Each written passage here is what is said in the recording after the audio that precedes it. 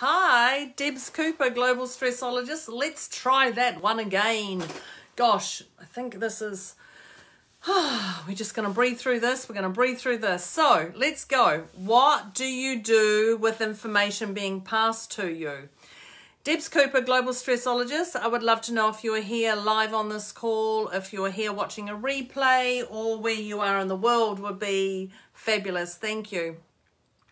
So, when I talk about what do you do with information being passed to you, I would love to know where you get that information from and why it's so important to pass it on.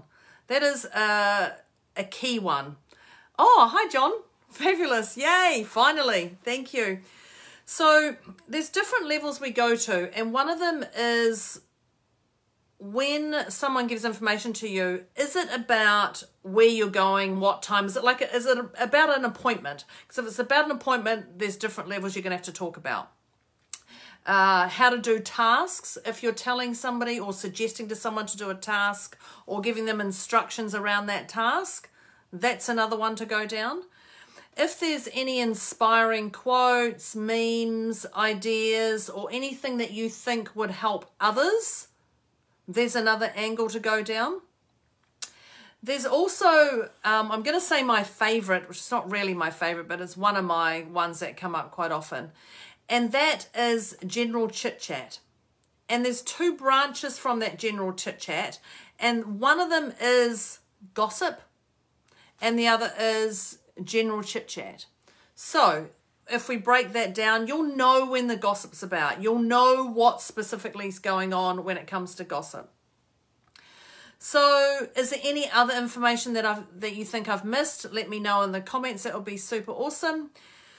So when I talk about where to go and what times, etc. for people, you don't want to be a parent to them. And even when you are a parent, come on, there's parenting and there's different levels of parenting. Do this, do this, do this.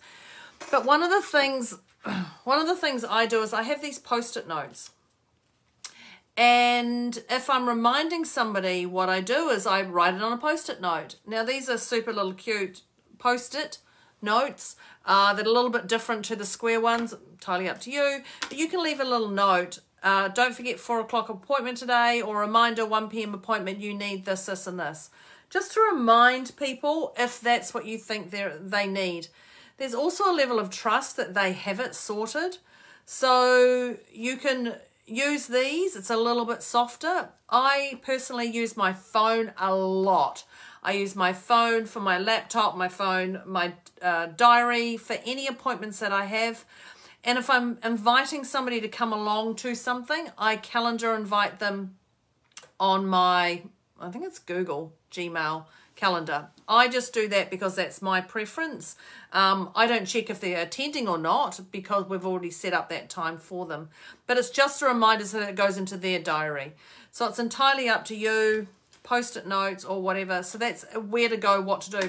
But the key out of that message is don't parent them. Don't parent anybody because it's completely unsexy. You don't want to be parented. You don't want to be told what to do yourself. The other one is how to do tasks. And when I talk about how to do tasks, I have my notes on my computer, on my phone. I point over there because there's one of my phones. So when you do tasks, do you write it down? Do you handwrite it? Do you write it into your notes? Do you put it into a Word document? How do you do that when someone tells you what to do or you're giving somebody information? So when you're giving somebody information, it's wise to actually ask them, do they understand it? Now, when you ask them, you have to be very gentle when you ask. Got that? Do you know what you're doing? Do you understand that? People are just going to sometimes say yes, even if they don't, because of the way you're portraying it. So always ensure that you're giving your information from the heart and you're softly spoken, not softly spoken that they can't hear you, but enough that they can actually hear you and it's not an attack that they can see as attack. You may see that you're coming across giving clear instructions. They may see it as an attack. So be very, very careful. When you give them instructions for those tasks or you receive the instructions, ask them if they would need any help. Ask them if they would like some help to get someone else to help them, or if there's any way, or you can give them a time frame to say, look, have a think about this. I'll come back in an hour or two or whatever. Will that work for you? And then you can decide whether they need help. Whether they need help, they have to put their hand up first. There's nothing worse than you saying, I'll get you some help, when they think they've got it under control. The other thing is, if someone's given you a task and you say, yep, got it, and then suddenly you don't and you get a little bit frazzled, it's totally okay to put your hand up and say, I'm a little bit stuck here. I've got to stage 3. I need to go to stage 4. I've forgotten, or I've whoop-deed it, or whatever it is. So ensure that it's okay for you to say, I need some help, I've forgotten what I was doing, or whatever it is. And it's okay to check in on them, but don't be the parent, okay? Have trust that they've got it sorted. You've got this sorted, I'm out of here. Are you okay? As easy as that. Don't make it, are you sure you're okay? Do you need some help? I really want to micromanage you. Whatever it is. Things that help others. When I talk about information, things that help others, and I talk about like inspiring quotes or memes or anything like this, this can be an incredibly tender subject. And when I say it's tender, because we would like to help everybody around us, but not everyone wants help. And not everybody will receive the help in the love that it's given. So, you've got to ask yourself some questions here. If you want to pass that inspiring quote or meme or share my Facebook lives or anything, you've got to ask yourself some stuff. And the questions you're asking is, are you doing this because you think they need fixing? Have they moaned and moaned and moaned to you that you hear there's definitely a problem? And now you can go, okay, maybe you can do this. Would this help you? I read this little piece of paper. So do they need fixing? And are they actually aware that they're saying these things? Because sometimes people just want to offload and you don't know that they're actually asking you for help. And sometimes they actually just want to offload. So when you speak and give advice, you are giving it from the heart. Yes, my dog's just about to walk in the... Can't see him. Just, you know, in case you wonder what I'm doing. There he is, out the door he goes. Should be in bed, never mind. So when you speak and give, do it from the heart. Clearly I wasn't talking about from the heart then. So you're giving advice. Hey, I heard you were talking about this the other day. I found this quote. This might help you. Or I know someone else who is going through some stuff similar to yours. And never say the same. Never say the same. Similar to yours. They did a couple of things, and I wonder if you're interested in hearing what it is. Don't tell them. See if they're actually interested. They may say yes, they may say no. The other thing is, have no expectations that they're going to get it, and no expectations that they're going to pass it on, that they're going to do what you're going to tell them. Because this is where we as people get burned. We say, oh my God, so-and-so needs help. I'm going to give them these 3 tips, and it's going to help them. And then they don't do the 3 tips, and you get really pissed that they haven't done that stuff that you know is going to help them. So you must have no expectations, because sometimes people have to hear the message over and over and over again before they do something about it. So have no expectations of them getting it. And then the other thing is, love them for who they are. Love them for who they are. Love them that they can speak freely around you. Love them for whatever it is that's going on. Love them that they can come to you and offload or ask for help or whatever it is. Or even bring your awareness to what's going on in their world, because you may not have seen it. So you must love them for who they are, which is all about sitting in your heart yet again. When I first did my training 15 or 16 years ago, one of the things I did is I would say to people, when I came out of this training program of this amazing skill called the DeMartini method, and I came out and I said, oh, you're fat, I can fix that. You've got a stuffed up relationship with your parents, I can fix that. You're not happy in your life, I can fix that. You don't like work, I can fix that. That's not the way to go. Now, some will know me and go, oh my God, Deborah, I can't believe you did that. Yeah, I did do that. Yes, I did that. So be careful what you're saying and how you want to project yourself to fixing people.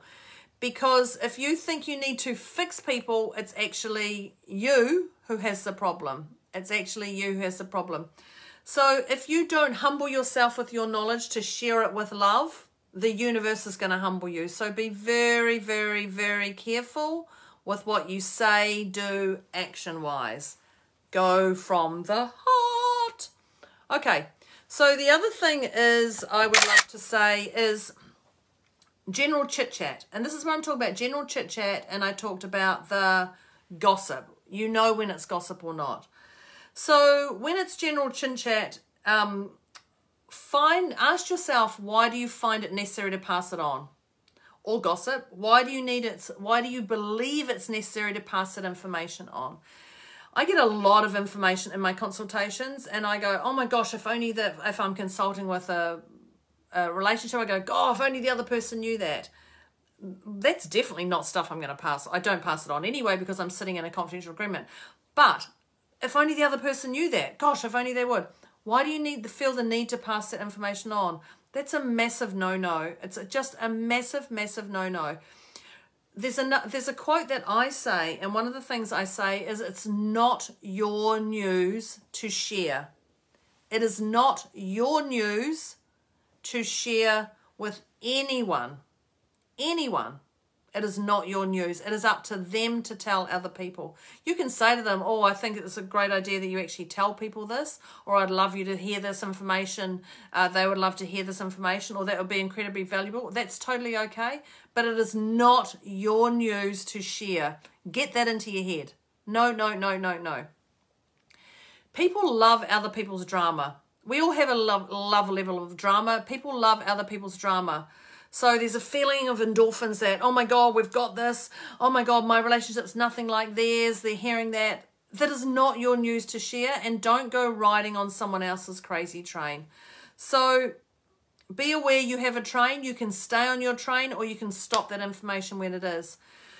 There was a quote, a meme in A Few Good Men, a military... Yep. There he is, yet again, doing his thing. There's a quote in a movie called A Few Good Men, and one of the things is, oh yeah, not my pastime, not my BS, absolutely. One of the things is, you can't handle the truth. And I love that because it's so true. How often when someone tells you the truth or tells you something that you go, whoa, I didn't want to hear that. Now I've got that stored on my mind, any of those things. So you can't unknow what you know.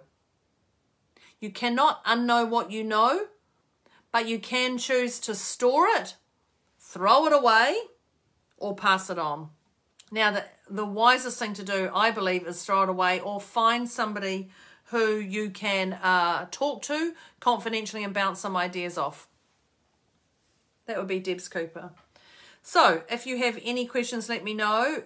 Just remember that the information you pass on is not your news to share. If someone else is doing something, it's theirs to pass on. Your loyalty stays with you. If you would like some clarification on anything I said today, drop me a message, send me a private message, whatever it is.